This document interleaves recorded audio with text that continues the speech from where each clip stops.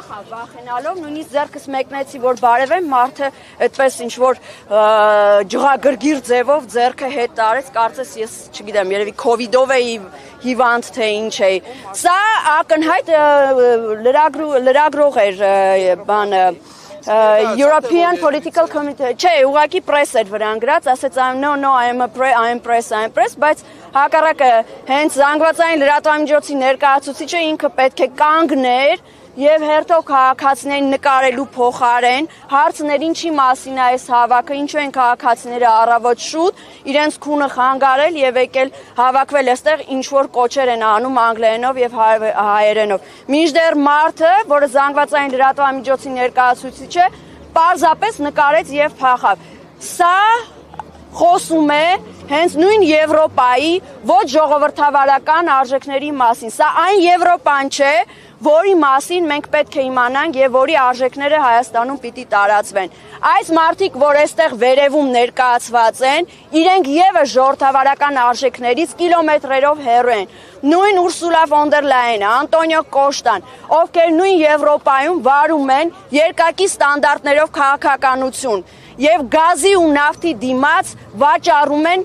մարդկային բարձր արժեքները, նրանց համար ոչ Արցախի կորուստը որևէ նշանակություն ունի, ոչ էլ հայ ժողովրդի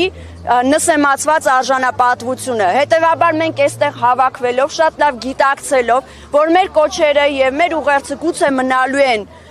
օդում արկախված,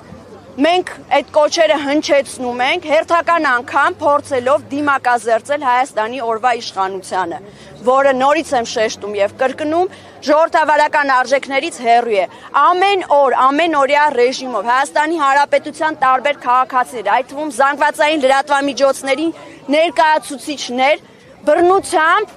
փորձում են նրանց ձայնը լռեցնել, չեն թողնում արտահայտվել։ Սրբազաններ են այսօր բանտերում։ Ով է դրա մասին խոսում։ Այս մարդկանց ներկայացնում են սրա մասին, հակառակը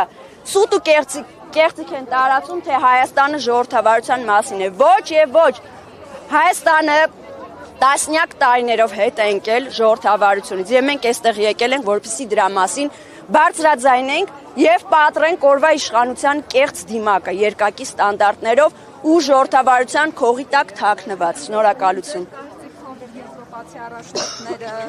անտեղյակ են ինչ է կատարվում Հայաստանում, տեղյակ չեն ինչ է կատարվել Արցախում 2023 թվականներին։ Գիտեք, բնականաբար տեղյակ եմ, որովհետև վստահ եմ, տասնյակ զեկույցներ են կազմվել 2020 թվականի սեպտեմբերի 27-ից ի վեր, եւ այդ զեկույցներով տեղեկացրել են եւ բնականաբար նաեւ ԶԼՄ-ներով են տեղեկացել ինչ է կատարվում։ Մի բան է տեղյակ լինել եւ մի բան է տեսնել, որ հասարակությունը անհաղորդ է մնում եւ չի բարձրաձայնում արդարության ձայնը։ Եվ երբ որ հասարակությունը, ժողովուրդը եւ ամբողջ ազգը լռում է դրա մասին, նրանք բնականաբար չեն արձագանքելու, որովհետեւ գիտեք ինչ, այս տարածաշրջանում ապրում ենք մենք եւ ոչ թե եվրոպացիները։ Նրա մեր դարդու ցավը նրանց չի հետաքրքրելու։ Հետևաբար անդադար, անընդհատ 24-ժամյա ռեժիմով մենք պետք է խոսենք այս բոլոր խնդիրների մասին, թեկուզ տեսնելով, որ անարձագանք է մնում։ Ես վստահ եմ եւ համոզմունք ունեմ, ինչ որ մի օր մեր կոչերը եւ ուղերձները տեղ են հասնելու։ Չի կարող անարդարությունը այսպես շարունակական լինել եւ